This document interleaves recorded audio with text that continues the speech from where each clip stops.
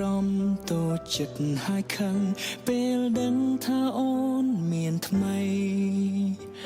ទាំងដែលខ្លួនជាអ្នកចាចោលស្រីចង់ឲ្យអូនមានថ្មីភ្លេចបងស្នេហ៍អូនណាស់តែបងដឹងច្បាស់ថាខ្លួនមិនអាចកែប្រែចង់ឲ្យអូនបានជួបนุ่มស្មោះស្នេហ៍តែប្រែជាឈឺចិត្តវិញបងមិនល្អ